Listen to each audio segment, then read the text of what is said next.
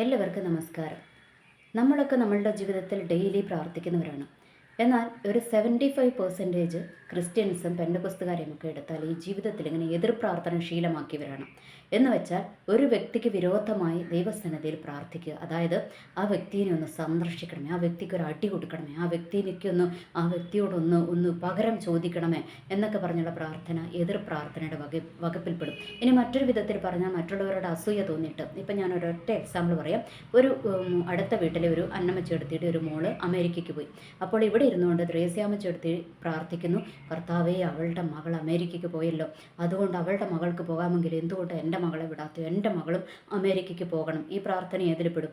ഇതും എതിർ പ്രാർത്ഥനയിൽപ്പെടും. എന്തുകൊണ്ടാണെന്നറിയാമോ? ഇത് അസൂയ കൊണ്ടുണ്ടായ പ്രാർത്ഥനയാണ്. അതായത് അടുത്ത വീട്ടിലെ കുട്ടി അമേരിക്കയ്ക്ക് പോയതുകൊണ്ട് ഈ വീട്ടിലെ ആൻറ്റിക്കുണ്ടായ അസൂയയിൽ നിന്ന് പുറത്തു വന്ന പ്രാർത്ഥനയാണ്. അപ്പോൾ അത് ഏതിൽപ്പെടും?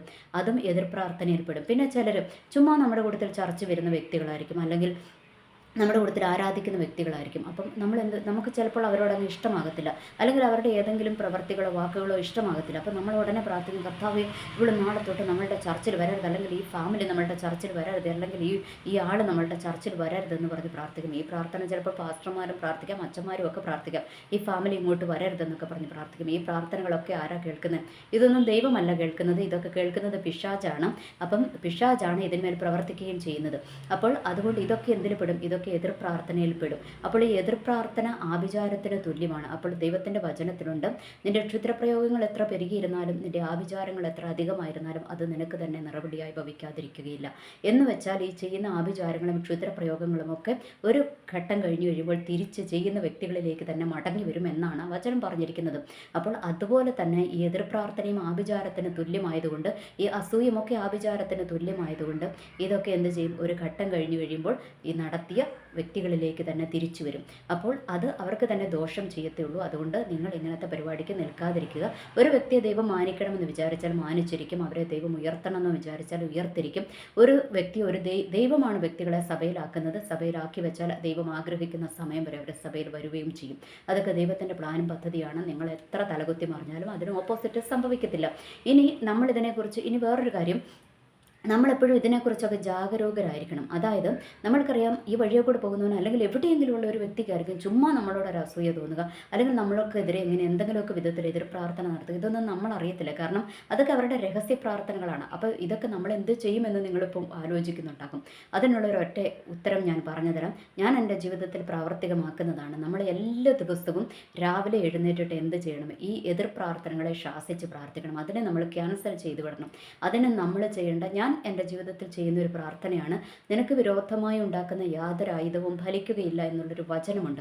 അപ്പോൾ ഞാൻ ആ വചനം പറയും, നിനക്ക് വിരോധമായി ഉണ്ടാക്കുന്ന യാതൊരു ആയുധവും ഫലിക്കുകയില്ല. നെക്സ്റ്റ് ഞാൻ പറയും, എനിക്ക് വിരോധമായി ഉണ്ടാക്കുന്ന യാതൊരു ആയുധവും ഫലിക്കുകയില്ല.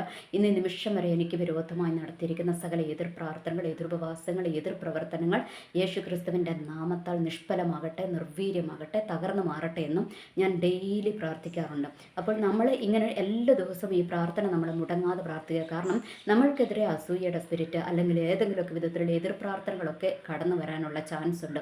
അപ്പം തലമുറകൾക്ക് വിരോധമായിട്ടൊക്കെ ഇത് കടന്നു വരാം. ഫാമിലി ജീവിതത്തിന് വിരോധമായിട്ട്, ശോഭനമായ ഭാവിക്ക് വിരോധമായിട്ട്, വിദ്യാഭ്യാസത്തിന് വിരോധമായിട്ടും, ജോലിക്ക് വിരോധമായിട്ടൊക്കെ ഇത് പല മേഖലകളിൽ നിന്ന് കടന്നു വരാം. അപ്പോൾ നമ്മൾ എന്ത് ചെയ്യണം? ഇതിനെക്കുറിച്ചൊക്കെ നമ്മൾ അറിഞ്ഞിരിക്കണം. അതുകൊണ്ടാണ് ദൈവത്തിൻ്റെ വചനം പറയുന്നത്, നിങ്ങൾ സർപ്പങ്ങളെപ്പോലെ വിവേകികളും പ്രാവുകളെപ്പോലെ നിഷ്കളങ്കരമായിരിക്കണം. അപ്പം നമ്മളെല്ലാം അറിഞ്ഞിരിക്കണം. ഇതൊക്കെ വചനത്തിലുള്ള കാര്യങ്ങളാണ്.